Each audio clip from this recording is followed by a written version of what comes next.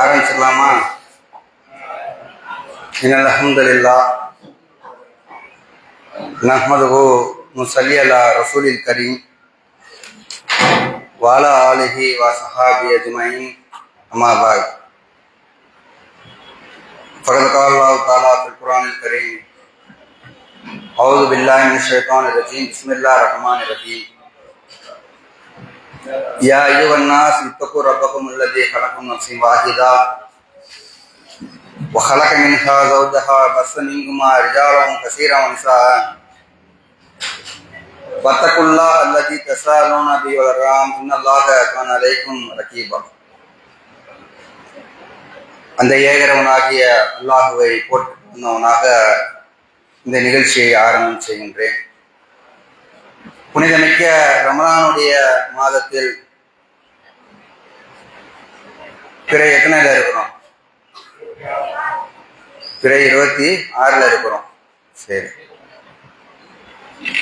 இன்னைக்கு என்ன கேட்பதாக சொல்லியிருக்கிறோம்? அன்னிசா. இடல கேள்வி கேட்போம், கேள்வியா இல்லாம. ஏன்னா இந்த இந்த ப்ளூ கலருடைய வால்யூம் லைட்டா கம்மி பண்ணுங்க. மெயின் வால்யூமை குறைங்க. கேக்குதா? ஓகே.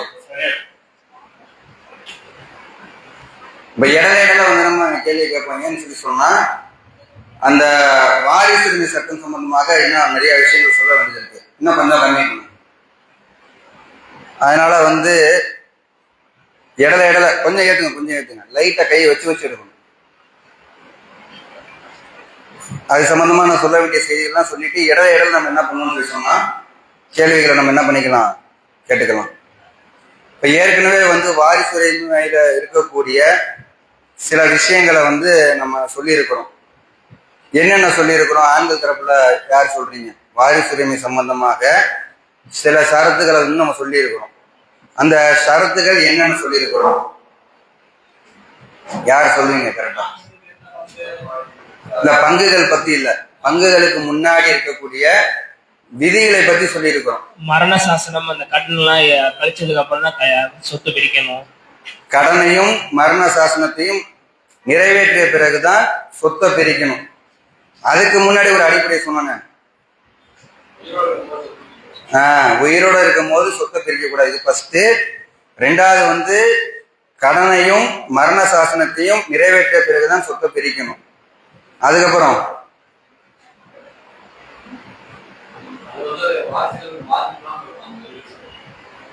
புரியல, மைக்கு கொடுங்க.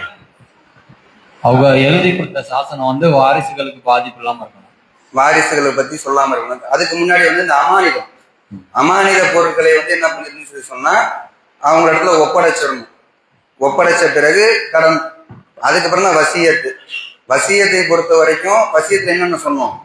மரண சாசனத்துல வாரிசுகளுக்கு வசியத் செய்யக்கூடாது.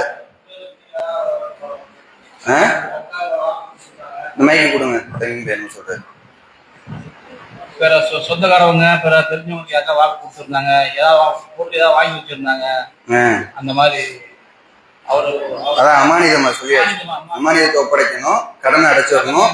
நான் உனக்கு இது செய்யறேன்னு வாக்கு கொடுத்துருப்பாங்க. அந்த வசியத்து. சரி, பெண்கள் தரப்புல என்ன மைக் வந்துருச்சாங்க, ஒன்னும் சத்தத்தை காண, கதவையும் திறக்காம இருக்கிறீங்க. வேற ஏதாவது வணக்க வழிபாடுகள்ல ஈடுபட்டு இருக்கிறீங்களா?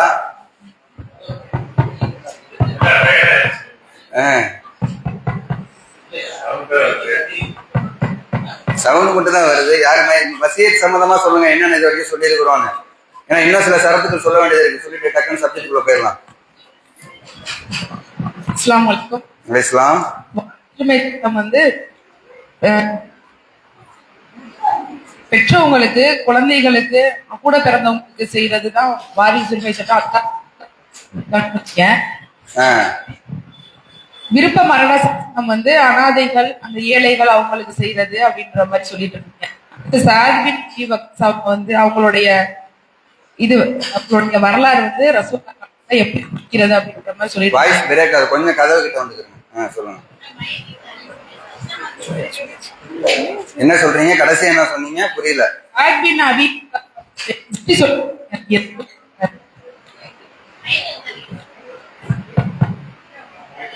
மைக் எங்க ரொம்ப தூரத்துல இருக்கா? கதவை இன்னும் கொஞ்சம் திறங்க. இந்த இந்த ஸ்பீக்கரை கொஞ்சம் நவுத்து, அப்துரமா இன்னும் கொஞ்சம் பெண்கள் சைடு நவுத்து.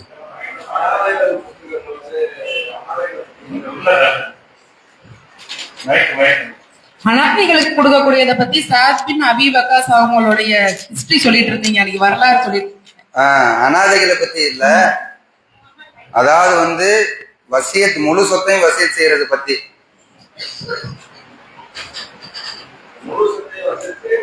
அதான் சொல்லியாச்சு ஏற்கனவே, அதெல்லாம் ஏற்கனவே சொல்லி அதான் கேட்கறேன், ஏற்கனவே சொன்னதை தான் கேட்கறேன் நான். வசியத் சம்பந்தமா வேற என்ன சொன்னோம்?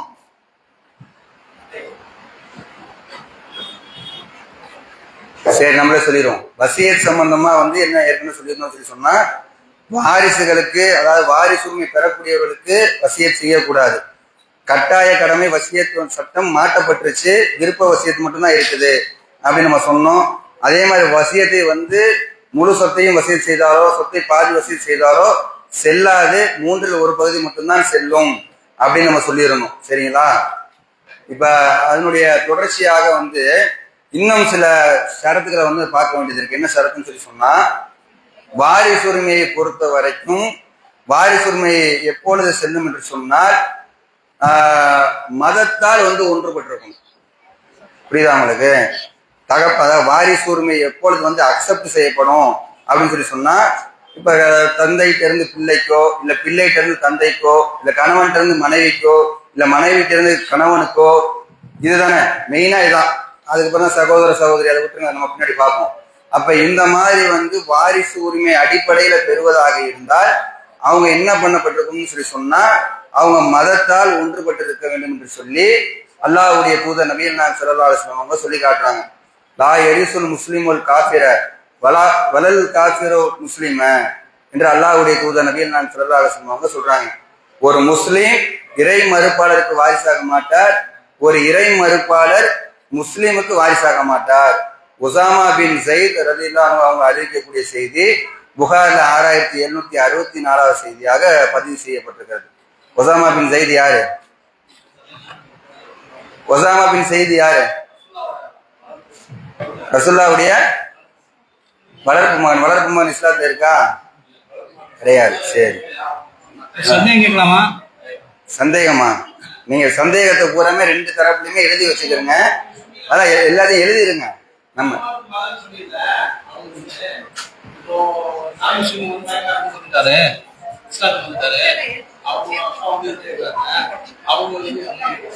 அதான் எல்லாத்தையும் சொல்லிடுறேன். சொல்லி முடிச்சுட்டு உங்க சந்தேகத்தை பூரா தொகுத்துக்கிறங்க. அதே மாதிரி நாளை கழிச்சு வரும்போது எல்லாரும் ஒரு நோட்டு, ஒரு பேனா, செல்போன்ல கண்டிப்பா கால்குலேட்டரும் அந்த குரானோட ஆப்பு இருக்கிற மாதிரி வந்துருங்க. சரிங்களா? எல்லாத்தையும் வரிசையை தொகுத்து சொல்லிடுவோம். இப்போ ஒரு தகப்பனார் இருக்கிறாரு, தகப்பனார் வந்து முஸ்லீமா இருக்கிறாரு. அதே நேரத்தில் ஒரு பிள்ளை என்ன பண்றாருன்னு சொல்லி சொன்னா, ஏதோ மதம் மாறிட்டாருன்னு சொல்லி சொன்னா, இந்த தகப்பனாருடைய சொத்தில் இந்த பிள்ளைக்கு என்ன ஒண்ணா வராது, வாரிசு வந்து கிடைக்காது, வாரிசு சொத்து கிடைக்காது. இதே மாதிரி ரெண்டு பிள்ளைங்க இருக்கிறாங்க. ஒரு உதாரணத்துக்கு ஒருவருக்கு வந்து ரெண்டு பிள்ளை இருக்கிறாங்க. ரெண்டு பிள்ளை, ஒரு ஆணோ ஒரு பெண்ணோ இருக்கக்கூடிய நேரத்தில், இல்ல ரெண்டு ஆண்களோ இல்ல ரெண்டு பெண்களோ இருக்கும் பொழுது, ஒரு பிள்ளை வந்து மதம் மாறிவிட்டார்கள், ஒரு பிள்ளை மதம் மாறாமல் அதே இஸ்லாத்துல இருக்கிறாங்கன்னு சொல்லி சொன்னா, அப்ப என்ன பண்ணப்படும் சொல்லி சொன்னா, யாரு வந்து அந்த கொள்கையில இருக்கிறாங்களோ, அந்த மதத்தில் இருக்கிறாங்களோ, அவங்களுக்கு மட்டும்தான் வாரிசு உரிமை, சொத்துரிமை வந்து அப்ளிகபிள் ஆகும். இல்லைன்னு சொல்லி சொன்னா சொத்துரிமையே செல்லாது. சரிங்களா? இன்னும் தெளிவாக சொல்வதாக இருந்தால், எத்தனையோ இன்னைக்கு பார்க்குறோம், லவ் மேரேஜுங்கிறாங்க, காதல் திருமணங்கிறாங்க. அந்த மாதிரியான நேரங்கள்ல வந்து மாறி என்ன பண்றாங்க, சில நேரங்கள்ல இஸ்லாத்துக்கு மாறி வரக்கூடியவங்களும் இருக்கிறாங்க. ஆனா வந்து சில நேரங்கள்ல வந்து இஸ்லாத்தை உதறி தள்ளிட்டு வந்து வேற மதத்துக்கு போகக்கூடியவங்களும் இருக்கிறாங்க. வேற மதத்துக்கு போகக்கூடியவங்களா இருந்தா அவங்களுக்கு என்ன பண்ணப்படும் சொல்லி சொன்னா, இந்த வாரிசு உரிமை அடிப்படையில சொத்துக்கள் அவங்களுக்கு வழங்கப்படாது, கொடுக்கப்படாது. அதான் அவங்களுக்கு மட்டும் இல்ல, நமக்கும் அல்லாஹ்வுடைய தூதர் எப்படி சொல்றாங்களோ, எங்கள் சொத்து உங்களுக்கு கிடையாது, அதே மாதிரி வந்து உங்கள் சொத்தும் எங்களுக்கு தேவையில்லை அப்படிங்கிற மாதிரி அல்லாஹ்வுடைய தூதர் அவங்க சொல்றாங்க. அதுதான் அந்த ஹதீஸுடைய அடிப்படையே. அதாவது உங்க சொத்து எங்களுக்கு வேணாம், அதே மாதிரி வந்து எங்க சொத்து வந்து உங்களுக்கு கிடையாது என்று சொல்லி அல்லாஹ்வுடைய தூதர் சொல்லக்கூடிய செய்திகளை நம்ம பார்க்கிறோம். அப்ப அந்த அடிப்படையில வந்து யாரா இருந்தாலும், மனைவியா இருந்தாலும் சரி, மகனா இருந்தாலும் சரி, மகளா இருந்தாலும் சரி, தகப்பனா இருந்தாலும் சரி, தாயாக இருந்தாலும் சரி, மதம் மாறிவிட்டார்கள் என்று சொன்னால் அவர்களுக்கு வாரிசு உரிமை அடிப்படையில சொத்து வராது. இதுதான் பேசிக்கான அடிப்படையான ஒரு விஷயம். கோர்ட்டுக்கு போனாலும் ஒண்ணும் பண்ண முடியாது. கோர்ட்டுக்கு போய் பண்ணாலும் உடனே என்ன பார்ப்பாங்க, முஸ்லீம் பர்சனலா தான் எடுத்து பார்ப்பாங்க. அந்த முஸ்லீம் பர்சனல் அடிப்படையில என்ன பண்ணப்படும் சொல்லி சொன்னா சொத்து வழங்கப்படாது அப்படின்னு சொல்லப்பட்டுடும். ஆனா அதே நேரத்துல சில நேரங்கள்ல வந்து விருப்பப்பட்டு கொடுப்பாங்க. புரியுதா உங்களுக்கு? விருப்பப்பட்டு கொடுத்தாங்கன்னா அப்ப என்ன பண்ணலாம், அதை வாங்கிக்கலாம். இப்ப யாருக்கு வேணாலும் எப்படி வேணாலும் விருப்பப்பட்டு கொடுத்தா வாங்கிக்கலாம்ல. அது மரண சாசனம் செய்ய முடியாது. விருப்பப்பட்டு செய்யறதாக இருந்தா, இல்ல மரண சாசனமே கூட வந்து இவருக்கு சொத்து கிடைக்காது இருந்தா, அப்ப அவங்களுக்கு ஏதாவது பிள்ளைங்க இருக்குது, பேரா இருக்கிறான், பேத்தி இருக்கிறான், அந்த மாதிரி அடிப்படையில கொடுக்கலாமே தவிர, மற்றபடி வந்து வாரிசுரிமை அடிப்படையில அவங்களுக்கு என்ன பண்ணப்படாது, சொத்துக்கள் கிடைக்காது என்பதுதான் இஸ்லாத்தினுடைய ஒரு அடிப்படையாக இருக்கிறது. இது ஒரு விஷயம். இன்னொரு விஷயம் என்ன பார்த்தோம்னா, பிள்ளைகளுடைய விஷயத்துல வந்து சந்தேகம் வந்துருச்சுன்னு வச்சுக்கிறேங்க. அந்த சில நேரங்களில் வந்து தவறான நடத்தை காரணமாக அந்த பிள்ளையை வந்து வராதுன்னு சொல்லி நம்ம வந்து சொல்ல முடியாது. சில நேரங்கள் அந்த மாதிரி ஆகும்ல. அப்ப அந்த மாதிரி ஆகக்கூடிய தவறான ஒரு பெண் இருக்கிறாங்க, அவங்க வந்து தவறான நடத்தையின் காரணமாக வந்து ஒரு ஏற்கனவே ஒரு பிள்ளை இருக்குது, பிள்ளை இருக்கும்போது அந்த பிள்ளை வராது என்று சொல்லி என்ன பண்ண, ஏன் மைக்கை தட்டிட்டே இருக்கிறீங்க, வைங்க மைக்கை வச்சிருங்க, இடத்துல கேள்வி கிடையாது. பிள்ளை இல்லை என்று சொல்லி வராது.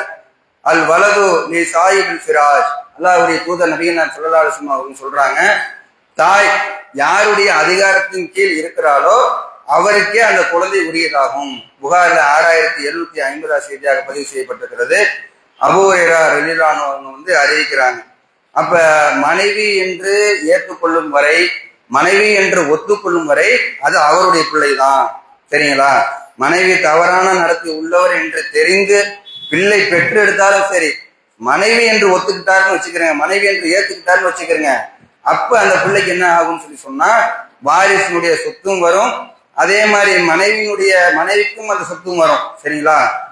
இந்த டிஎன்ஏ டெஸ்ட் எடுத்து பார்ப்பாங்க, அதெல்லாம் தேவை கிடையாது. அல்லாஹ்வுடைய தூதர் நபிகள் ஸல்லல்லாஹு அலைஹி வஸல்லம் சொல்லிட்டாங்க, நீங்க வந்து மனைவி என்று ஏற்றுக்கொள்கின்றவரை, மனைவி என்று ஒத்துக்கொள்ளுகின்றவரை அந்த பிள்ளை என்னதான் வாரிசு அடிப்படையில் அவங்களுக்கு சொத்து வரும், அவங்க வாரிசு தான், அவங்களுடைய வாரிசு தான் என்று சொல்லி அல்லாஹ்வுடைய தூதர் நபிகள் ஸல்லல்லாஹு அலைஹி வஸல்லம் அவங்க சொல்லக்கூடிய செய்தியை பார்க்கணும். இன்னும் மறுமையில வேணுமா என்ன பண்ணப்படும், கேள்வி வரும், என்ன ரோஷம் கெட்டு போயிருக்கோம், மானம் கெட்டு போயிருக்குன்னு சொல்லி அல்லாஹ் வேணுமா ஒரு கேள்வி கேட்பதற்கு ஒரு வாய்ப்பு இருக்குதே தவிர, ஆனால் பிள்ளை இல்லை என்று வருமா என்று கேட்டால் பிள்ளை இல்லை என்று வராது. சில நேரங்கள் அந்த பிள்ளையோட தோற்றத்தை வச்சுன்னு அவங்க சொல்லுவாங்க, பிள்ளை வந்து அம்மா ஜாடையிலே இல்லையா, தகப்பன் ஜாடையிலே இல்லை, இந்த தெருவில் உள்ளவரோட ஜாடையில இருக்கிறாங்க, அந்த தெருவில் உள்ள ஜாடையில இருக்கிறாங்க, அந்த சொந்தக்கார ஜாடையில இருக்கிறாங்க, இந்த சொந்தக்கார ஜாடையில இருக்கிறாங்க, அதையெல்லாம் வைத்து வாரிசு இல்லை என்று சொல்லவே கூடாது, சொல்லவும் முடியாது.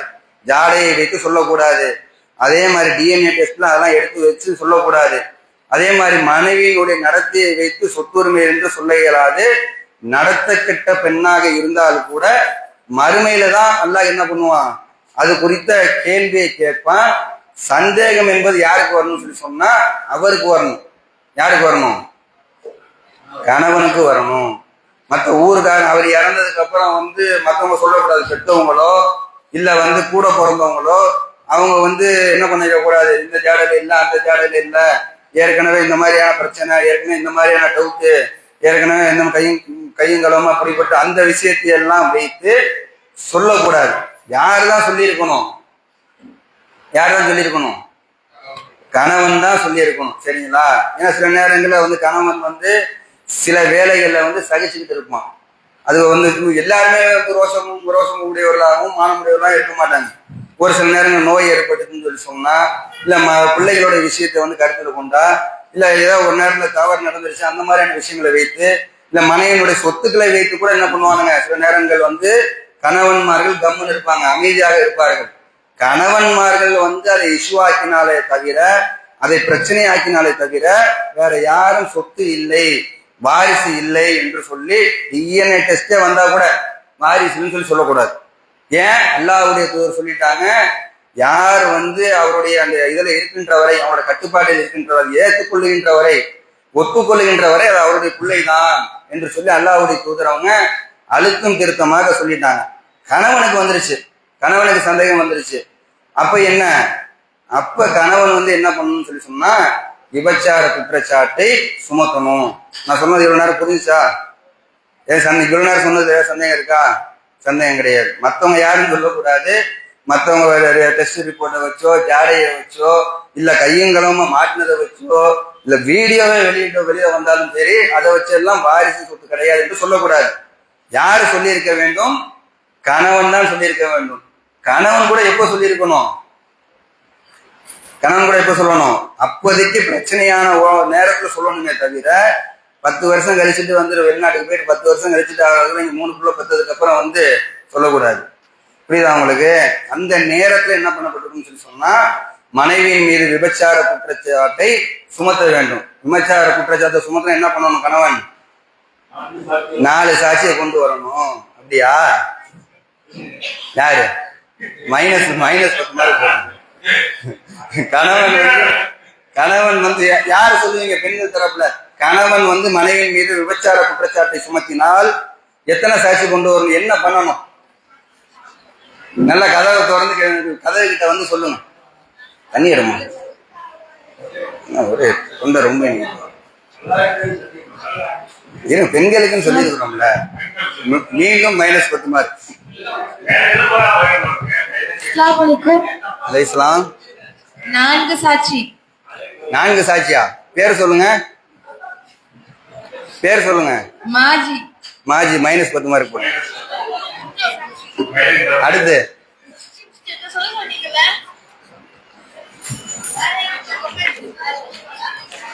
சரி, வேற யாரும் சொல்றீங்களா? இல்ல நம்ம தான் விளக்கிடுவோமா? அல்லாஹ்வை சாட்சியாக வைத்து சாட்சி போட்டோம். 2 சாட்சி? இல்ல சாட்சியே கிடையாது.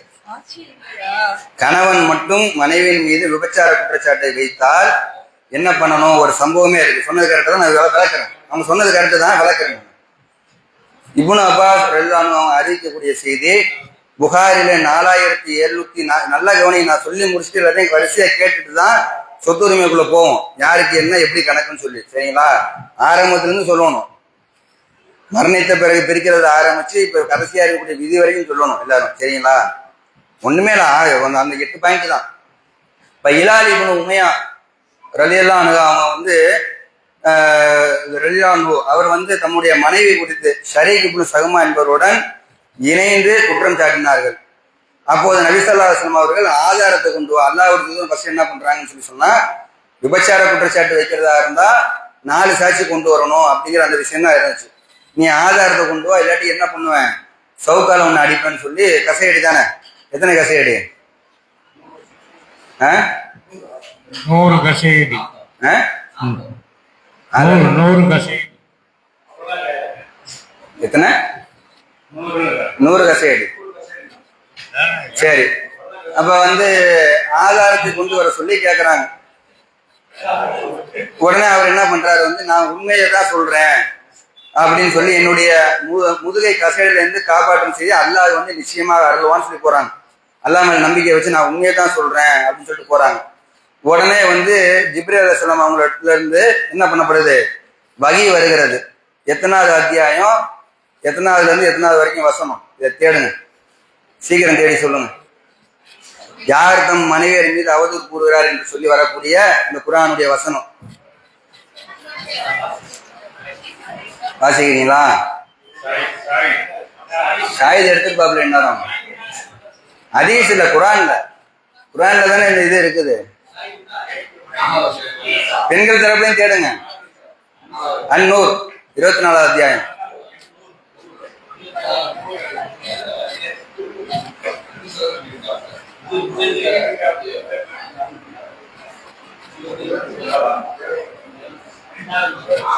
ஆ? இன்னும் கொஞ்சம் கையில வாங்க.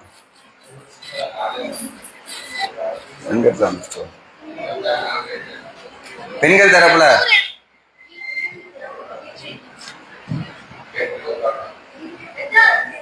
24 அத்தியாயம்.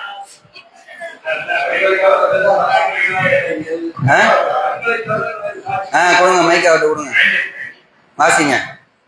தங்களை தவிர வேறு சாட்சிகள் இல்லாத நிலையில் தமது மனைவியர் மீது பழி சுமத்துவோர் தாங்கள் உண்மையாளர்கள் என்று அல்லாஹ் மீது 4 தடவை சத்தியம் செய்து சாட்சியம் அளிக்க வேண்டும். முதல் விஷயம் என்ன? மனைவி மீது பழி சுமத்தக்கூடியவர் நான் உண்மையை தான் சொல்றேன், வல்லாகி நான் உண்மையை தான் சொல்றேன், அவங்க உபச்சாரம் பண்ணிட்டாங்க, வல்லாகி நான் வந்து உண்மையை தான் சொல்றேன்னு சொல்லி 4 முறை சத்தியம் செய்யணும். மறுபடியும் படிங்க. அடுத்து யார் படிக்கிறது?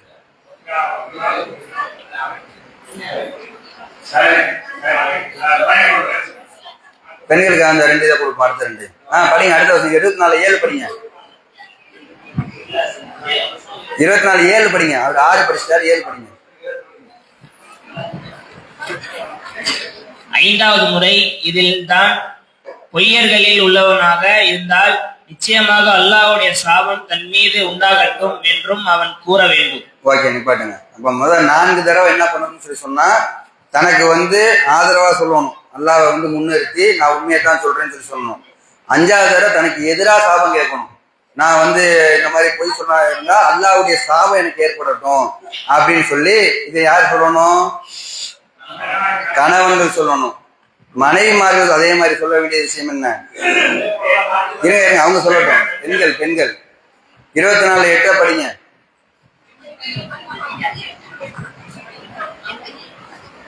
அவனே பொய்யன் என்று அல்லாஹ்வின் மீது 4 தடவை சத்தியம் செய்து அப்பெண் சாட்சியம் அளிப்பது தண்டனையிலிருந்து அவள் காக்கும். அப்ப ஃபர்ஸ்ட் என்ன? அவங்க வந்து அவனே பொய்யன்னு சொல்லி 4 தடவை வந்து அல்லாஹ்வின் மீது சத்தியம் விட்டு என்ன பண்ணணும்? அவங்க சாட்சி சொல்லணும். சரிங்களா? இப்படி சாட்சி சொன்னதுக்கு அப்புறம் அவங்களுக்கு வந்து தண்டனை வழங்கப்படாது. என்ன தண்டனை வழங்கப்படாது? கசையடியா? கசையடி தண்டனையா? திருமணம் ஆகாத ஆளு விபச்சாரம் பண்ணாதான் கசையடி. திருமணமான ஆளு ஒன்னதா இருந்தா என்ன? கல்லடி தண்டனை. இந்த மாதிரி அவங்க வந்து 4 தடவை வந்து அவன் தான் பொய்யன், இது அல்லாஹ் மீது நான் சத்தியம் செய்து சொல்லுகிறேன் அப்படின்னு சொல்லி அவர் சொல்லிட்டாங்கன்னா அவங்களுக்கு தண்டனை கிடையாது. அதுக்கப்புறம் என்ன சொல்லணும்? படிங்க. பெண்கள் தரப்புல படிங்க. அவன் உண்மையாளனாக இருந்தால் தன் மீது அல்லாஹ்வின் கோபம் ஏற்படட்டும் என்று 5வது முறை சொல்லணும். என் மேல வந்து அல்லாஹ்வுடைய அவர் உண்மையாளராக இருந்தால், அவர் உண்மைப்படுத்திட்டு நான் பொய் சொல்லக்கூடிய ஆளா இருந்தா என் மேல வந்து அல்லாஹ்வுடைய கோபம் ஏற்படட்டும்னு சொல்லி தங்களுக்கு எதிராக அவங்க என்ன பண்ணணும்? அல்லாஹ்விடத்துல பொறுப்பை ஒப்படைக்கணும். இப்படி பொறுப்பை ஒப்படைச்ச பிறகு என்னன்னு சொல்லி சொன்னா அதுக்கப்புறம் அல்லாஹ் விட்டுருவோம். அல்லாஹ்விடத்துல என்ன பண்ணப்பட்டுரும்? இது ஒப்படைக்கப்பட்டுரும். இன்னும் அந்த ஹதீஸ்ல என்ன வருதுன்னு சொல்லி சொன்னா, அந்த பெண்மணி என்ன பண்றாங்க? அவருடைய இலாருடைய மனைவி அவங்க என்ன பண்றாங்கன்னு சொல்லி சொன்னா, இந்த மாதிரி 4 தடவை வந்து அவர் ஏற்கனவே சத்தியம் பண்ணிட்டாரு, சத்தியம் பண்ணி முடிச்சுட்டாரு. இந்த மாதிரி சத்தியம் பண்ண வரும்போது என்ன பண்றாங்கன்னு சொல்லி சொன்னா 4 தடவை பற்றி சொல்லிட்டாங்க.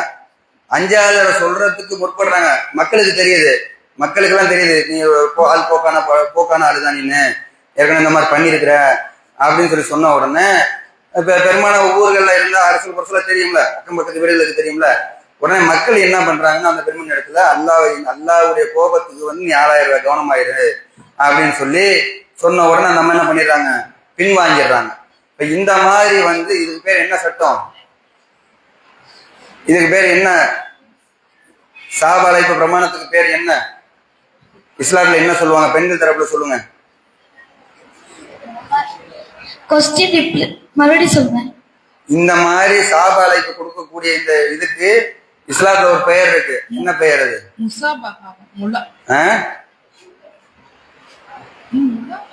என்ன நீங்க நிறைய பேர் வரலையா? பெண்கள் தரப்புல வந்திருக்காங்களா? முலாபகா செய்தலாம். அது முபஹாலாங்கிறது வேற. முபஹாலா மாதிரிதான் இதுவும், ஆனா இதுக்கு ஒரு பெயர் இருக்கு.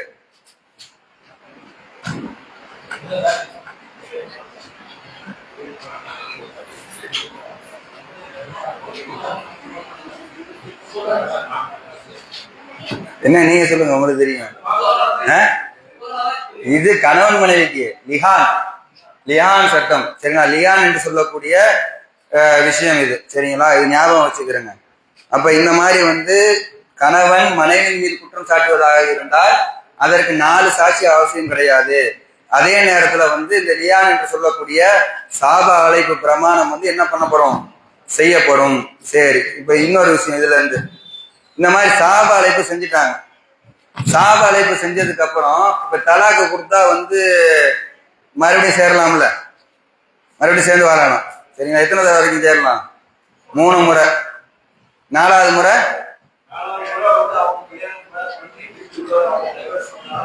வேற ஒருத்தர் திருமணம் பண்ணி முடிச்சதுக்கு அப்புறம் தான் மறுபடியும் மீண்டும் திருமணம் பண்ண முடியும், சரிங்களா? இந்த லியான் பண்ணாங்கன்னு சொல்லி சொன்னா அல்லாஹ்வுடைய சாபத்தை கேட்கறாங்களே, கேட்ட பிறகு வந்து எத்தனை தடவைக்கு அப்புறம் சேர்ந்து வாழலாம்? எத்தனை தடவை திருமணம் செஞ்சதுக்கு அப்புறம் சேர்ந்து வாழலாம்? 3 முறையா? மீண்டும் சேர்ந்து வாழலாமா? லியான் செஞ்சதுக்கு அப்புறம் பெண்கள் தரப்புல சொல்லுங்க.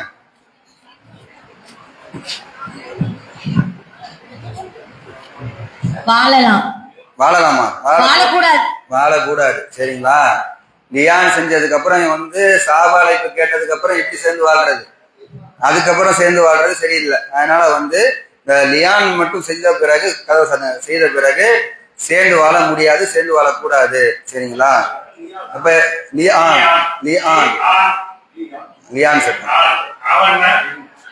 சரி, இப்ப இப்ப இந்த 2 விஷயம் பார்த்துட்டோம். இன்னொரு மிக முக்கியமான ஒரு விஷயம் என்னன்னு சொல்லி சொன்னா, மற்ற மதங்கள்ல இருந்து இந்த மதத்தினுடைய ஒரு சிறப்புனே சொல்லலாம். இது வந்து ஒரு கவசமாகவே ஏற்படுத்தப்பட்டிருக்குது. எந்த அளவுக்குன்னு சொல்லி சொன்னா, கொலை செய்தால் வாரிசு பங்கு கிடையாது. புரியுதா உங்களுக்கு? கணவன் மனைவியையோ, மனைவி வந்து கணவனையோ, இல்ல தகப்பன் பிள்ளையோ, இல்ல பிள்ளை வந்து தகப்பனையோ கொலை செய்துட்டாங்கன்னு சொல்லி சொன்னா அவங்களுக்கு என்ன கிடையாது, வாரிசு கிடையாது. எவ்வளவு பெரிய ஒரு சேஃப்டியை போட்டுருக்கு பாருங்க மார்க்கம். சொத்துக்காக இன்னைக்கு எவ்வளவு கொலை நடக்குது பாக்குறோம்ல. சொத்துக்காக, தகப்பனை நைட்டு வச்சு அமைக்கிறானுங்க, வந்து மூச்சு வாயும் சேர்த்து கிழமையோட வாயில குடிச்சிடுறானுங்க. இந்த மாதிரி எவ்வளவோ நடக்கிறது அன்றாடம் பார்த்துக்கிட்டே இருக்கிறோம். ஆனா இஸ்லாத்தினுடைய ஒரு அடிப்படை என்னன்னு சொல்லி சொன்னா, கொலை செய்து விட்டார்கள், தகப்பன மகனோ, மகன தகப்பனோ, கணவன மனைவியோ, மனைவியோ கணவனோ பண்ணிட்டாங்கன்னு சொல்லி சொன்னா அவங்களுக்கு வந்து வாரிசுடைய பங்கு கிடையாது. உமர்லானுடைய காலத்துல வந்து ஒருவர் என்ன பண்ணிடுறாரு, அவருடைய மகனை வந்து கொன்னுறாரு. கொன்ன உடனே அப்பொழுது வந்து என்ன பண்றாங்க உமர்லான் அவங்களுக்கு வந்து வாரிசு சொத்து கிடையாது உனக்கு அப்படின்னு சொல்லிடுறாங்க. சொல்லிட்டு என்ன பண்றாங்க, அவரை கொன்னுடலாமா? கொல்லக்கூடாது, விட்டுறணும் அவங்களை, சரிங்களா? வாரிசு மட்டும் கிடையாது. அல்லாஹ்வுக்கு சொல்லிட்டாங்க. பையகில வரக்கூடிய செய்தி, அகமதுல வரக்கூடிய செய்தி, வாரிசு சொத்து கிடையாது. ஆனா கொலைக்கு கொலை என்பது வந்து இந்த இதுல அப்ளிகபிள் ஆகாது, சரிங்களா? அது அது அது என்ன ரீசன் சொல்லப்படலை, காரணம் சொல்லப்படலை. அதை உமர்லான்னு சொல்றாங்க. பேசாதீங்க, தள்ளி உட்காருங்க. அப்ப இதையும் வந்து 3வது விஷயமா நீங்க என்ன பண்ணிக்கணும், கவனத்துல வைத்துக் கொள்ள வேண்டும், சரிங்களா? இப்ப ஃபர்ஸ்ட் விஷயம் என்னன்னு சொன்னோம், மதத்தால் ஒன்றுபட்டிருக்கணும். 2வது வந்து லியான் செய்தால் மட்டும்தான் பிள்ளை கிடையாது, மனைவி கிடையாதுன்னு வருமே தவிர, அவர் அந்த நேரத்துல ஒத்துக்கொண்டு வாழ்ந்தாருன்னு சொன்னா அவங்க புள்ளதான், மனைவி தான், அதுக்கு சொத்து வரத்தான் செய்யும், சரிங்களா? இதை 2வதா பார்த்தோம். 3வது என்ன சொல்லியிருக்கிறோம், கொலை செய்தால் வாரிசு உரிமை அடிப்படையில் அவங்களுக்கு சொத்து கிடைக்காது, சொத்து வராது அப்படின்னு சொல்லி இந்த இவ்வளவு சரத்துகள் இருக்குது. இன்னும் ஒரு சில சரத்துகள் இருக்குது, அதை நாளை வச்சு பார்ப்போம். அப்ப இவ்வளவுதான் மொத்தமா எடுத்துக்கிட்டோம்னு சொல்லி சொன்னா, அன்னைக்கு சொன்ன ஒரு 4 விஷயம், இன்னைக்கு சொன்ன ஒரு 3 விஷயம். 7 யார் தொகுத்து கரெக்டா சொல்லிடுவாங்க. 7 தொகுத்து சொல்லிட்டீங்கன்னா அப்படியே உள்ளுக்குள்ள போயிடலாம். நம்ம சொத்தை பிரிக்கிறதுக்கு முன்னாடி இதெல்லாம் பார்க்கணும். இதையெல்லாம் பார்த்ததுக்கு அப்புறம் தான் சொத்துக்குள்ள பிரிக்கிறதுக்குள்ள போறோம். யார் தொகுத்து சொல்லுவா? ஏற்கனவே சொல்லிட்டீங்க, வரிசையா சொல்லுங்க. அப்படியே மைக்கில் ஒரு எதுக்காக சொல்றேன்னா, ஒவ்வொரு டாபிக்கும் உங்களுக்கு ஒவ்வொரு மேட்டர்ல மைண்ட்ல நின்றோம். இவ்வளவுதான். இதை போய் யார்ட்டையும் வந்து அஜித் குமார் கேட்க வேண்டியது இல்லை, நம்மளே முடிவெடுத்துக்கிற வேண்டியதான். ஏற்கனவே சொன்ன சரத்துகள், சொத்தை பிரிப்பதற்கு முன்னாடி 4 விஷயத்தை கவனிக்கணும்னு சொல்லியிருந்தோம். இப்போ ஒரு 3 விஷயம் சொல்லியிருக்கிறோம். இந்த 7ஐயும் சொல்லணும்.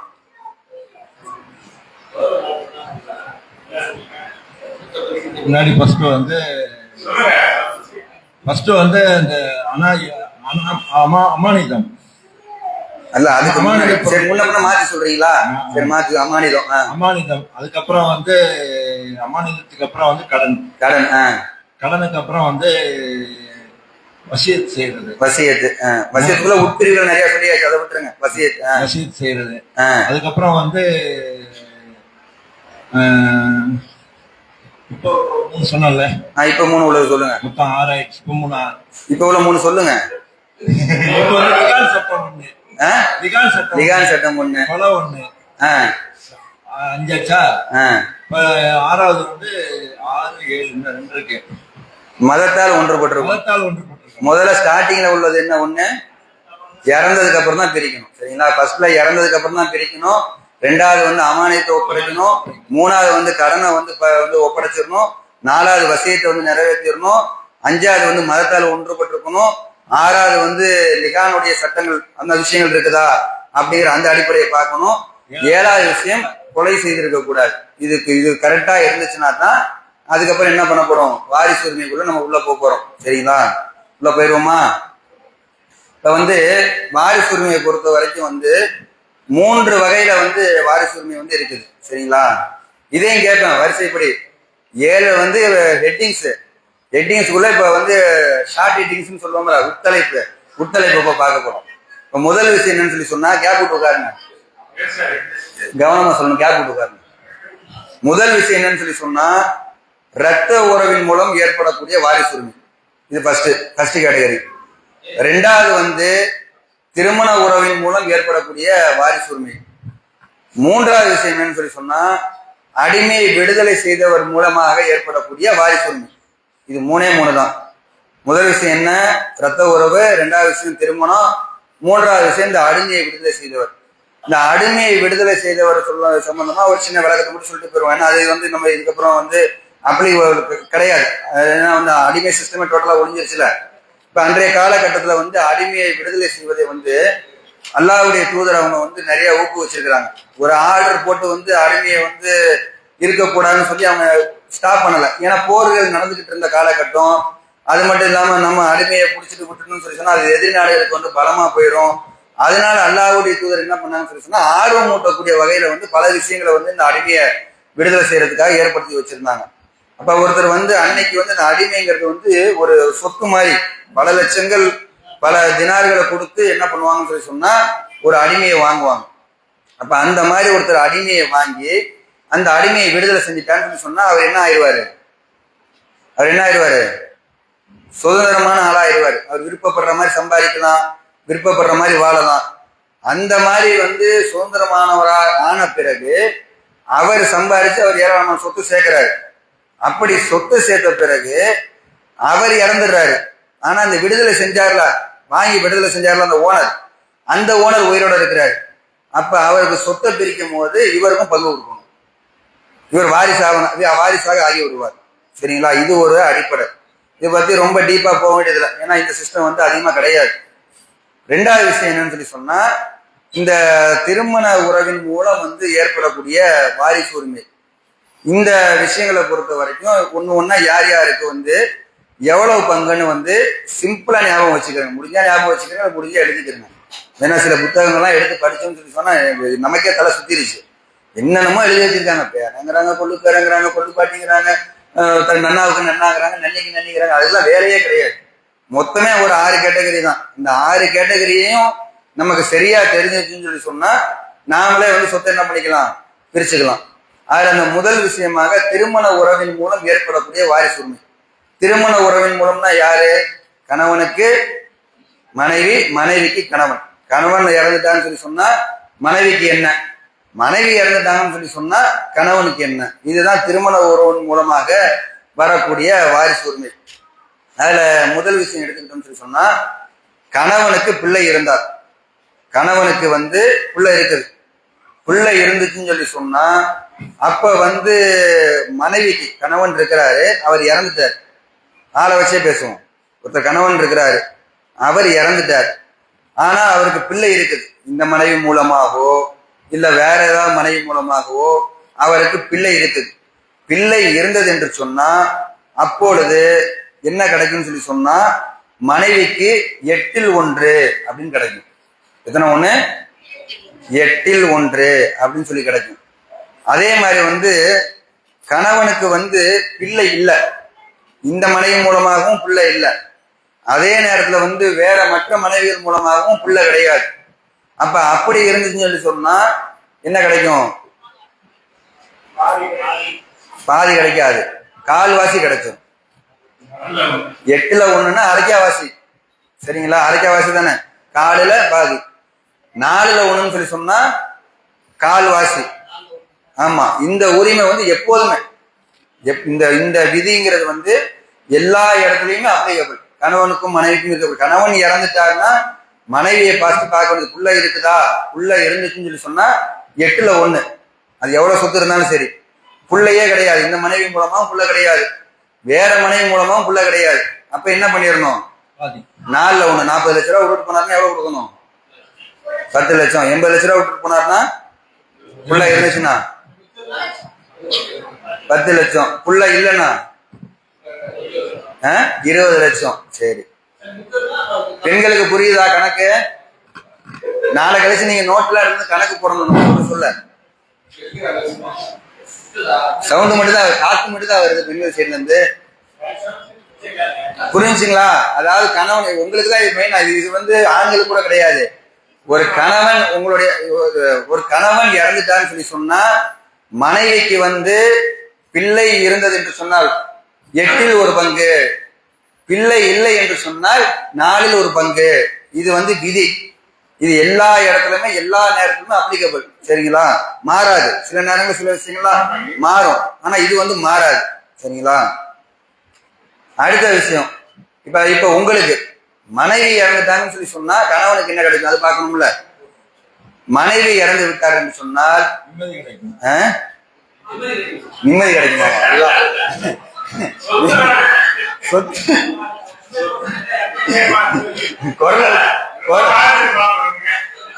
குரலை வச்சு கண்டுபிடிச்சிட போறாங்க.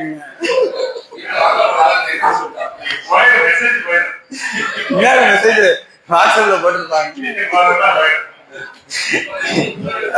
நிம்மதி கிடைக்கும், அதோட சேர்த்து சொத்தும் கிடைக்கும், அதையும் பார்த்துருவோம். சரி, அப்ப மனைவி இறந்தால் கணவனுக்கு என்ன பங்கு கிடைக்கும் என்று சொன்னால், எந்த கணவன் மூலமாகவோ பிறந்த பிள்ளை இருந்ததோ, இந்த கணவன் கிடையாது, வேற ஏற்கனவே திருமணம் ஆயிருக்கும்ல, அந்த கணவன் மூலமாகவோ இல்ல அதுக்கு முந்தைய கணவன் மூலமாக எந்த கணவன் மூலமாகவோ அவங்களுக்கு அந்த பெண்மணிக்கு பிள்ளை இருந்தால் கணவனுக்கு 4/1 கிடைக்கும், கால்வாசி கிடைக்கும். சரிங்களா? பிள்ளை இல்ல, இந்த கணவன் மூலம் இப்ப கரண்ட்ல வாழ்ந்துட்டு இருக்கிற கணவன் மூலமாகவும் பிள்ளை கிடையாது, அதுக்கு முந்தைய கணவன் மூலமாகவும் பிள்ளை கிடையாது. அப்படி இருந்துச்சுன்னு சொல்லி சொன்னா எவ்வளவு கிடைக்கும்? பாதி கிடைச்சிடும். சரிங்களா? அப்ப இப்ப இந்த மாதிரியான விஷயம் வந்து இருக்குது. அப்ப இது வந்து திருமண உறவின் மூலம் இருக்கக்கூடிய விதி. இவ்வளவுதான். இந்த இந்த மேட்டர் உங்களுக்கு கரெக்டா தெரிஞ்சிருச்சா? திருமண உறவுல இதான் கணவன் மனைவி, மனைவிக்கு கணவன். ரெக்கார்ட் பண்ணி வச்சிருக்காங்க. இதுல என்ன ஒரு விஷயம் சொல்லி சொன்னா, இதுல வருத்தப்பட வேண்டிய ஒரு விஷயம் என்னன்னு சொல்லி சொன்னா, பெரும்பாலும் இந்த சமுதாயத்துல வந்து மனைவிகளுக்கு வந்து பங்குகளை வந்து கொடுக்கறதே கிடையாது. என்ன ரீசன் சொன்னா அவங்க வேற திருமணம் பண்ணிக்குவாங்க. அதை பத்தி உங்களுக்கு என்ன கவலை? கணவன் இறந்துட்டானா அவனுக்கு உள்ள பங்கு வந்து மனைவிக்கு இருக்குதுன்னு நல்லா வலியுறுத்தி சொல்றான். இது அல்லாஹ்வுடைய வரம்புன்னு சொல்லி சொல்றான். ஆனா இன்னைக்கு வந்து சமுதாயத்தோட நிலைமை எப்படி இருக்குன்னா, அவ வேற எவனா கல்யாணம் பண்ணிட்டு போயிடுவா, வேற யாரும் கல்யாணம் பண்ணிட்டு போட்டுங்க, உங்களுக்கு என்ன? அப்ப மனைவிக்கு வந்து கண்டிப்பாக என்ன பண்ணுதுன்னு சொல்லி சொன்னா, அல்லாஹ் ஏற்படுத்திய விதி என்று சொல்லி குர்ஆன்ல சொல்றான். அப்ப கணவன் இறந்து விட்டார்கள் என்று சொன்னால் மனைவிக்கு சரியான முறை என்ன பண்ணிடணும்? பங்கை கொடுத்து விட வேண்டும். ஏன்? அதுதான் வந்து அல்லாஹ் கொடுத்திருக்கக்கூடிய கட்டாய கடமை. அதை வந்து கண்டிப்பாக செஞ்சிடணும். அதே மாதிரி இப்ப நம்ம சொன்ன இந்த பங்கீடுல வந்து மிகப்பெரிய ஒரு இது இருக்கு, வித்தியாசம் இருக்கு. என்ன வித்தியாசம் இருக்கு? யாருக்கு கூட கிடைக்குது? கணவனுக்கு தான் கூட கிடைக்குது. கணவனுக்கு ஏன் கூட கிடைக்குது? பொருளாதாரத்தை. அது ஒரு ரீசன் நல்லா சொல்லல, ஆனா நல்லா சொல்றான். உங்களுக்கு வந்து யார் மூலமாக எந்த பலன் கிடைக்கும் என்று உங்களுக்கு சரியா தெரியாது, அது எனக்கு தான் தெரியும்ட்டான். அதை ஓரமா, அதுவும் நல்லா சொல்றான், ஒரு ஓரமா வச்சுக்கணும். நடைமுறையில பார்த்தா கூட வந்து இந்த வந்து அவங்களுடைய சொத்து உரிமை எடுத்துக்கிட்டோம்னு சொல்லி சொன்னா அவங்களுக்கு வந்து அந்த வாரிசு அடிப்படையில் கிடைக்கக்கூடியதெல்லாம் கம்மியா தான் இருக்குது. கணவன் மூலமாகத்தான் அவங்க என்ன பண்றாங்க, 50 பவுன் 100 பவுன் சொல்லி என்ன பண்ணிட்டு இருக்கிறாங்க, சொத்துக்களை சேர்த்து கொண்டு இருக்கிறாங்களே தவிர, அதனால என்ன பண்ணப்படுதுன்னு சொல்லி சொன்னா கணவனுக்கு அதிகமாக இருக்குது என்று சொல்லி என்ன பண்றாங்க சில அறிஞர்கள் வந்து சொல்றாங்க. இப்ப இது வந்து திருமண உறவின் மூலமாக இருக்கக்கூடிய முதல் விஷயம். அடுத்த விஷயம் என்ன, இந்த இரத்த உறவின் மூலமாக, இதுவும் ஒரு 4 கேட்டகரி தான். அது ஒரு 2 கேட்டகரி இருக்கிற மாதிரி இது ஒரு 4 கேட்டகரி தான். முதல் விஷயம் என்ன, மகன் மகள், இது வந்து இரத்த உறவின் மூலமாக. அடுத்து அதுக்கப்புறம் வந்து தாய் தந்தை, அதுக்கப்புறம் வந்து சகோதர சகோதரிகள், 4வது வந்து தாய் தந்தையோடு பிறந்த சகோதர சகோதரிகள், இந்த 5வது வந்து அது அசபான்னு வந்துடும். அது அசபாங்கிறது தனி இது கிடையாது, மீதி எஞ்சியதை பூரா எடுத்துக்கொள்வது. அது வந்து பிள்ளையை சில நேரத்தில் எடுத்துக்கிடுவாரு, சில நேரத்தில் தகப்பனும் எடுத்துக்கிடுவாரு, சில நேரத்தில் சகோதரன் எடுத்துக்கிடுவாரு. அந்த எஞ்சியதை ஃபுல்லாமே அவர் வாரி சொல்லிட்டு போயிடுவாரு. அப்ப அது எப்படின்னு பார்க்க போறோம், ஒன்னொன்னா பார்க்க போறோம். அப்ப இந்த கேட்டகரி தான் ரத்த உறவை பொறுத்த வரைக்கும். ஃபர்ஸ்ட் என்ன, மகன் மகள், மகன் தான் ஃபர்ஸ்ட், மகன் மகள். 2வது தாய் தந்தை, 3வது சகோதரன் சகோதரிகள், 4வது தாய் தந்தையுடன் பிறந்த சகோதர சகோதரிகள். இது பெரும்பாலும் இருக்காது, அது ஏதாவது ஒரு நேரத்துல தான் வரும், அது பெரும்பாலும் பார்க்க போறது கிடையாது. இப்ப ஃபர்ஸ்ட் விஷயம் என்னன்னு சொல்லி சொன்னா, இந்த பிள்ளைகள் விஷயமாக நம்ம வந்து ஃபர்ஸ்ட் பார்ப்போம்.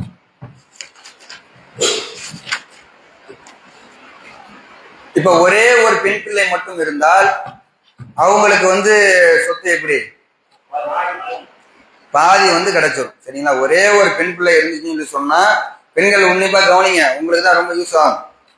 பெண்கள் ஒரே ஒரு பெண் பிள்ளை மட்டும் இருந்தால் அவங்களுக்கு வந்து அது தகப்பனுடைய சொத்தா இருந்தாலும் சரி, தாயோட சொத்தா இருந்தாலும் சரி, அந்த மாதிரி கணவனோட சொத்தா இருந்தாலும் சரி, அந்த மாதிரி எந்த விஷயமா இருந்தாலும் அவங்களுக்கு பாதி சொத்து வந்துடும் அப்படின்னு சொல்லி இருக்குது. ஆனா எப்படி பிரிக்கிறதுங்கிறத அது கொஞ்சம் நமக்கு கணக்கெல்லாம் போட்டு பார்த்தா நமக்கு இது பண்ணணும், ஐடென்டிஃபை பண்ணணும். ஆனால் அவங்களுக்கு பாதி, அதாவது வந்து தாய் தந்தையருக்கு, தாய் தந்தையருக்கு வந்து இருக்கக்கூடிய அந்த பிள்ளைக்கு பெண் பிள்ளையாக இருந்தால், ஒரே ஒரு பெண் பிள்ளையாக இருந்தால் அவங்களுக்கு என்ன பண்ணப்படும் சொல்லி சொன்னா, பாதி சொத்து அவங்களுக்கு வந்து கிடைச்சிடும். 2க்கு மேல இருந்தால் அவங்களுக்கு என்ன கிடைக்கும், 3/2 பங்கு. பெண்கள் மைக்க பிடிச்சிட்டாங்க, அலர்ட் ஆயிட்டாங்கன்னு நினைக்கிறேன். 3/2 எத்தனை சதவீதம் பெண்கள் தரப்புல சொல்லுங்க. சரி, 3 லட்சம் இருந்துச்சுன்னா எத்தனை லட்சம் பெண்களுக்கு? 2 லட்சம். 2 லட்சம். 2 பெண் பிள்ளைகளோ இல்ல 2 பெண் பிள்ளைகளுக்கு அதிகமாக இருந்தாலோ அவங்களுக்கு வந்து 3/2, இப்போ 3 லட்சம் விட்டுட்டு போயிட்டாருன்னு சொல்லி சொன்னா 2 லட்சத்தை எடுத்து அவங்க என்ன பண்ணணும், 2 பெண் பிள்ளைங்க இருந்தாங்க எவ்வளவு எடுத்துக்கிடுவாங்க, ஆளுக்கு 1 லட்சம் எடுத்துக்கிடுவாங்க. அதுக்கு மேல எத்தனை இருந்தாலும் சரி அந்த 2 லட்சத்தை பங்கு வச்சுக்கிற வேண்டியதான், சரி பாதியா டிவைட் பண்ணி பங்கு வச்சுக்கிற வேண்டியதான். அப்ப அதுக்கு அப்புறம் வந்து ஆண் பிள்ளைகளும் பெண் பிள்ளைகளும் கலந்து இருக்கிறாங்க. அப்ப ஆண் பிள்ளைகளும் பெண் பிள்ளைகளும் கலந்து இருந்தா ஆணுக்கு எவ்வளவு பங்கு, பெண்ணுக்கு எவ்வளவு பங்கு?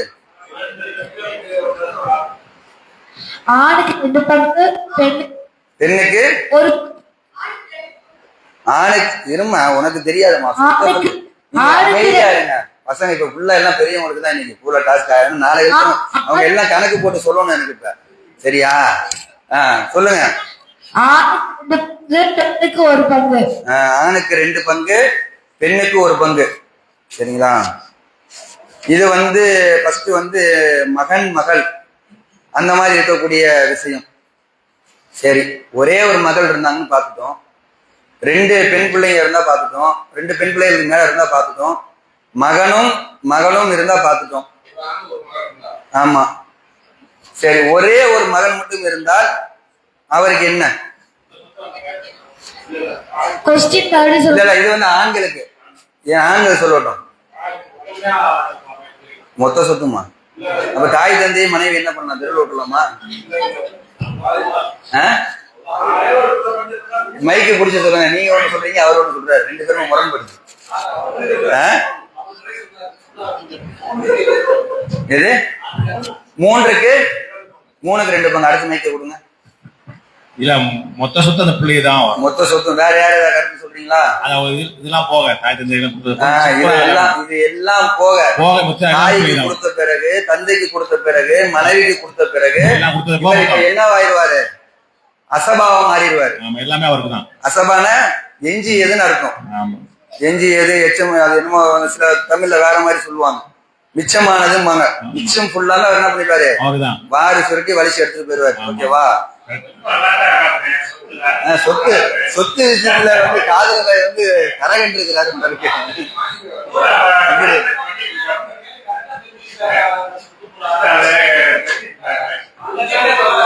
சரி, அதே மாதிரி இன்னொரு வருத்தப்படக்கூடிய ஒரு விஷயம் என்னன்னு சொல்லி சொன்னா, இந்த சமுதாயத்துல தாயினுடைய சொத்து பெண் பிள்ளைக்குங்கிறாங்க, தகப்பனுடைய சொத்து ஆண் பிள்ளைக்குங்கிறாங்க. ஆனா அப்படி கிடையாது. இவ்வளவு நேரம் நம்ம பார்த்தோம்ல, அல்லாஹ் எப்படி சொல்றான்? அல்லாஹ் எப்படி சொல்றான்? 2 பேருக்கும் தான் சொல்றான். சரிங்களா? ஆணுக்கும் உண்டு, விட்டு சென்றவற்றில் ஒரு தகப்பன் விட்டு சென்ற வீட்டில் ஆணுக்கும் உண்டு, பெண்ணுக்கும் உண்டு. ஒரு மனைவியை விட்டு சென்ற வீட்டில் ஆண் பிள்ளைக்கும் உண்டு, பெண் பிள்ளைக்கும் உண்டுன்னு சொல்லி அல்லாஹ் சொல்றான். ஆனா சமுதாயத்தோட நிலைமை என்னன்னு சொல்லி சொன்னா, குரான் என்ன வேணும்னு சொல்லிட்டு போட்டோம், நாங்க எங்க இஷ்டப்படிதான் இருக்கோம்னு சொல்லிட்டு இந்த மாதிரியான ஒரு நிலையை ஏற்படுத்தி வச்சிருக்கிறாங்க. இதுவும் வந்து மாற்றப்படணும். சரிங்களா? இப்ப அடுத்து வந்து இப்ப என்ன பண்ணிட்டோம், மகன் மகளை பார்த்துட்டோம். அடுத்து யாரை பார்க்கணும்? தாய் தந்தையை பார்க்கணும். வழி அபாவைக்கு தாய் தந்தையை பார்க்கணும். இந்த தாய் தந்தைக்கு வந்து இறந்தவருக்கு பிள்ளை இருந்தால் அப்ப எவ்வளவு வரும்? 6 ஒரு பங்கு. ஒரு நிமிஷம். ஒரு தாய் இறந்துட்டாங்கனாலோ இல்ல ஒரு தந்தை இறந்துட்டாங்கனாலோ அவங்களுக்கு பிள்ளை, அதாவது தாய் தந்தைங்கிற மாதிரி ஒருத்தர் இறந்துட்டா அவங்களுக்கு பிள்ளை இருக்கு. அப்படி பிள்ளை இருந்தால் அப்ப தகப்பனுக்கு என்ன வரும், தாய்க்கு என்ன வரும்? ஒவ்வொருத்தருக்கும் இருங்க. இது ஆண்கள் சொல்லணும். இருங்க மைக்கு சொல்லுங்க. தகப்பனுக்கு 8 பங்கு, தாய்க்கு 6 பங்கு. சரி, மாத்துங்க, மைக்க டக்குன்னு மாத்துங்க. அடுத்து சொல்லுங்க. தாய்க்கு 6ல் 1, தகப்பனுக்கு வந்து 6ல் 2 நினைக்கிறேன். கிடையாது. சரி, பிள்ளை இருந்ததுன்னு சொல்லி சொன்னா சொல்லுங்க. தந்தைக்கு வந்து 6ல் 1ங்க, தாய்க்கு வந்து 8ல் 1. இல்ல கிடையாது. இந்த 8ல் 1 வந்து மனைவிக்கு மட்டும்தான் வரும். சரிங்களா? அது ஏற்கனவே சொன்ன 8ல் 1 மனைவிக்கு மட்டும்தான். பிள்ளை, அதாவது இறந்தவருக்கு பிள்ளை இருந்தால் தகப்பனாக இருந்தாலும் சரி, தாயாக இருந்தாலும் சரி, 2 பேருக்கும் தனித்தனியாக 6ல் 1 வரும். சரிங்களா? மறுபடியும் கேட்போம், சந்தேகத்தை கேட்போம்ல. இல்ல நீங்க மைக்ல சொல்ற கால இல்ல அவர் சொல்லணும். சரி, அவர் சரி, 2 பேருக்குமே 6ல் 1 கிடைச்சிரும். இறந்தவருக்கு பிள்ளை இல்லை என்று சொன்னால் அப்பொழுது என்ன பண்ணிடுவாங்கன்னு சொல்லி சொன்னா, பெண்கள் தரப்புல சொல்லுங்க. இறந்தவருக்கு இருவரும் வாரிசாவாங்க. சரி, வாரிசு ஆயிடுவாங்க. தாய்க்கு எவ்வளவு, தந்தைக்கு எவ்வளவு? தாய்க்கு 3ல் 1 பங்கு. சரி, தந்தைக்கு 1 பங்கு. தந்தைக்கு 1 பங்கா? தந்தை வந்து அசபாவ மாறிடுவாரு. மொத்தத்துல அதாவது வந்து பிள்ளை இல்லை என்று சொன்னால், தந்தைக்கு மீதி உள்ள பங்கு. இறந்தவருக்கு பிள்ளை இல்லை என்று சொன்னால் அப்பொழுது தாய்க்கு 3ல் 1 கொடுக்கப்படும். மீதி இருக்கிறத போறாம தகப்பன் என்ன பண்ணிடுவாரு, வலிச்சு தொடச்சு எடுத்துட்டு போயிடுவாரு. சரிங்களா? எடுத்தாரோ அதே மாதிரி. இப்ப இதெல்லாம் பரவாயில்ல, சகோதரன் அதுக்கப்புறம் வலிச்சு தொடச்சு எடுத்துட்டு போவார் பாருங்க. அப்ப இருக்கு. அதுக்கப்புறம் வந்து இதே விஷயம் வந்து இறந்தவருக்கு வந்து பிள்ளை இல்லாம இருந்தா வந்து அசபாங்கிற முறையில் அவர் எடுத்துட்டு போயிடுவாரு. ஒருவேளை வந்து இறந்தவருக்கு வந்து சகோதரர்கள் இருந்தால் அப்போது தாய்க்கு எவ்வளவு?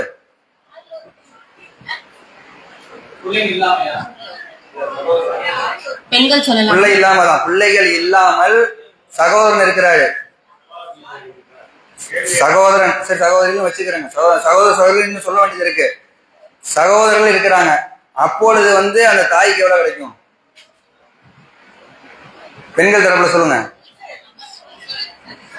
ஆறில் ஒரு பங்கு. 1/6. சரி.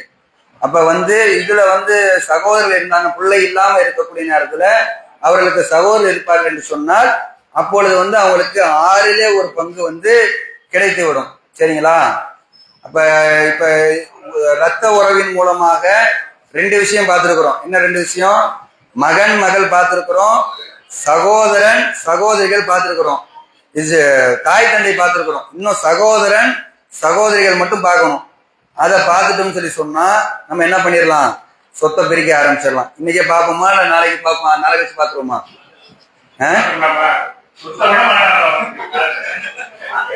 1:50 ஆக போகுது. ஏன்னா இந்த சகோதரன் சகோதரி சொல்றதா இருந்தா அது நிறைய விஷயம் இருக்குது. ஒரு 2-3 விஷயம் இருக்குது. டைம் இழுத்துரும், நம்ம 1/4 மணி நேரம் இழுத்துரும். ஆமா, அதனால நாளைக்கே கூட பார்த்துருவோமா? இல்லாட்டி நாளைக்கே பார்த்துருவோம் சார். நாளைக்கு பார்த்துக்கிட்டு மிச்சம் இருக்கக்கூடிய நாட்கள்ல பொதுவான கேள்விகளை வச்சுக்கிறோம். நாளைக்கு அப்ப எல்லாரும் என்ன பண்ணிருக்கீங்கன்னு சொல்லி சொன்னா மறந்துடாம ஒரு பேப்பர் பேனா எடுத்துக்கிறீங்க.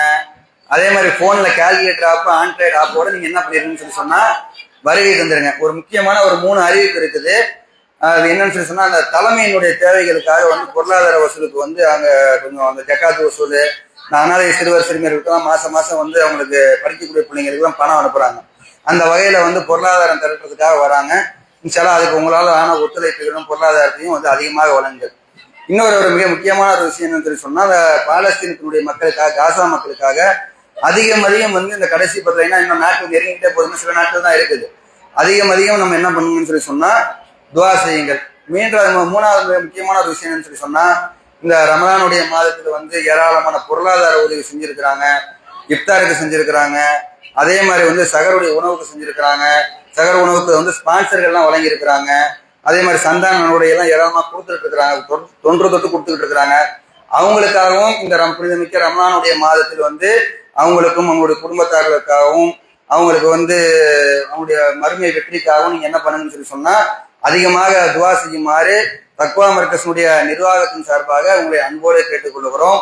அஸ்ஸலாமு அலைக்கும் வரஹ்மத்துல்லாஹி வபரகாத்துஹு. பெண்கள் பதில சீக்கிரம் வந்து உதவி செஞ்சிருங்க. இங்க ஆண்கள் எல்லாம் வெயிட்டிங்க. நாளைக்கு இன்ஷால்லா என்னுடைய தொடர்ச்சியை நம்ம வந்து மீண்டும் என்ன பண்ணுவோம் பார்த்துருவோம். இன்னொரு தடவை எல்லாரும் பார்த்துக்கிட்டு வந்துருங்க எப்படி கால்குலேட் போடுறதுன்னு. நாளைக்கு எல்லாரும் பிரிச்சு காட்டணும் கணக்கு. நீ கேட்டது முக்கியம் இல்லை, நாளைக்கு பிரிச்சு காட்டணும் இன்ஷால்லா.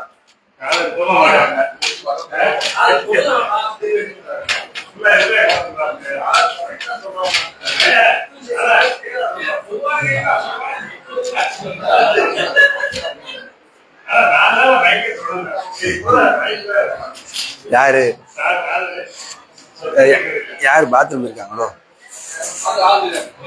ஆள் போயிருக்காங்களா?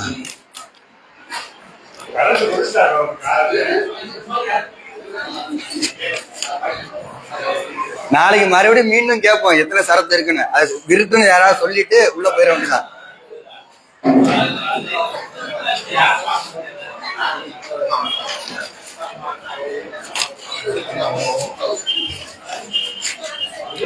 Thank you.